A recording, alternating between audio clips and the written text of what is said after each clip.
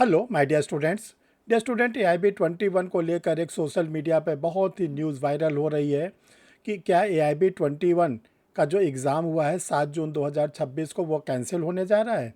तो आज का वीडियो आप लोग को इसी टॉपिक पर दिया जा रहा है कि क्या जो ये वायरल न्यूज़ चल रही है कि इसमें कितनी सत्यता है, इसमें क्या ऐसा क्यों सोशल मीडिया पे ढेर सारे लोगों के वीडियोज़ आ रहे हैं। इसी को क्लेरिफिकेशन देने के लिए आप लोग के सामने ये वीडियो दिया जा रहा है। वीडियो के साथ आप लोग लास्ट तक जुड़े रहें और एक एक चीज़ को देखते रहें। जिन लोगों को AIB 22 देना है उनके बारे में इस वीडियो में भी बहुत सी बातें बताई जाएंगी और आप लोग वीडियो के साथ बने रहें। जो आप एक्स्ट्रा जानना चाहते हैं, समझना चाहते हैं, उसको कमेंट बॉक्स में लिखते जाइएगा। एक एक लोगों के कमेंट्स को हम पढ़ते हैं और उनके आंसर देने की कोशिश करते हैं। Dear student, I am Harsh Bihari Shrivastava, law experts, Pariksha refresher, online law classes from Allahabad. जिन लोगों ने अभी तक परीक्षा रिफ्रेशर के यूट्यूब चैनल को नहीं सब्सक्राइब किया, सब्सक्राइब कर ले। देखिए, परीक्षा रिफ्रेशर एक ऐसा चैनल है जो एक बार अगर आप सब्सक्राइब कर लेंगे तो जो भी वीडियो परीक्षा रिफ्रेशर लॉ क्लासेस का बनेगा वो आपके सिस्टम पर उसका इंडिकेशन आना शुरू हो जाएगा। जो स्टूडेंट, देखिए जो आप लोग के सामने इसमें न्यूज़ वायरल हो रही है, वो न्यूज़ क्यों वायरल हो रही है कि इंदौर से एक डेली न्यूज़पेपर निकलता है, दैनिक भास्कर। इंदौर का जो दैनिक भास्कर न्यूज़ है उसमें एक न्यूज़ छपी हुई है। न्यूज़ जो छपी हुई है वो ध्यान रखिएगा, वो AIB 21 को कैंसिलेशन को लेकर नहीं है, न तो उसमें कोई कैंसिल होने की बात कही गई है, बल्कि जो समाचार पत्र है उसमें ये कहा गया है कि इंदौर के हाई कोर्ट में एक रिट फाइल हुई है AIB 21 को लेकर। और AIB 21 को लेकर जो रिट फाइल हुई है उसमें कहीं पर भी पिटिशनर ने ये मांग नहीं किया है कि AIB 21 को कैंसिल किया जाए, बल्कि पिटिशनर ने यह मांग किया है कि एग्ज़ामिनेशन में पेपर बहुत ही टफ आया था, कुछ क्वेश्चन आउट ऑफ सिलेबस आए थे, कुछ क्वेश्चन के आंसर गलत हैं, इसलिए 10 से 11 नंबर जो है वो ग्रेस मार्क्स दिया जाए। यानी 10 से 11 नंबर जो है ग्रेस मार्क दिया जाए ताकि लोग AIB 21 को क्लियर कर लें और अगले AIB 22 से बच जाएं, क्योंकि AIB की जो फीस है वो बहुत ज़्यादा है। ये प्रेयर किया गया है, अभी उसमें कुछ भी नहीं हुआ है, ये ध्यान रखिएगा। ये उन्होंने जो प्रेयर में अपनी बात लिखी है, वैसे तो पिटिशनर ने बहुत सी बातें लिखी हैं। उनका ये कहना है क्रिश्चियन मैरिज एक्ट से क्वेश्चन आया, पारसी एक्ट से क्वेश्चन आया, डाउरी प्रोविज़न एक्ट से क्वेश्चन आया, जबकि ये BCI के द्वारा प्रिस्क्राइब किए गए सिलेबस में तो कहीं था ही नहीं। ठीक, ये बात उसमें उन्होंने कहा है।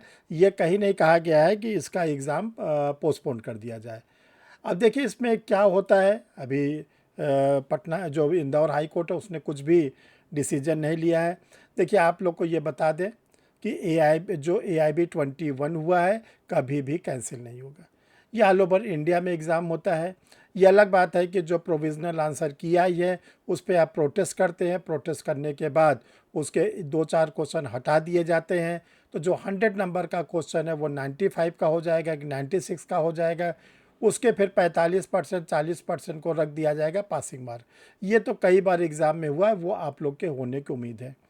लेकिन जो नेक्स्ट AIB 22 देना चाहते हैं उन कैंडिडेट के लिए हम BCI से कुछ डिमांड करना चाहते हैं अपने चैनल के माध्यम से। डिमांड ये करना चाहते हैं कि एक बार आप सिलेबस को प्रॉपर डिफाइन कर दीजिए, और ख़ासकर जैसे फैमिली लॉ। इस बार देखिए, फैमिली लॉ से generally Hindu law Mohammedan law से क्वेश्चन आता है और मोहम्मडन लॉ से कोई क्वेश्चन नहीं आया इस AIB 21 में। हिंदू मैरिज एक्ट से कोई क्वेश्चन नहीं आया। और जो ये पारसी और क्रिश्चियन लॉ पूछा गया, क्या वो फैमिली लॉ का पार्ट है कि नहीं, ये BCI अपने सिलेबस में डिफाइन कर दे। डाउरी प्रोविज़न एक्ट है, वो डाउरी प्रोविज़न एक्ट से 2-2 क्वेश्चन आए हैं, क्या वो सिलेबस में है या नहीं है। तो एक बार सिलेबस को प्रॉपर रूप में डिफाइन कर दे बार काउंसिल ऑफ इंडिया, तो इससे क्या होगा कि जो टीचर है उनको भी पता चल जाएगा कि इस सब्जेक्ट को भी स्टूडेंट को पढ़ाना है, स्टूडेंट को भी पता चल जाएगा इस सब्जेक्ट को और तैयार करना है।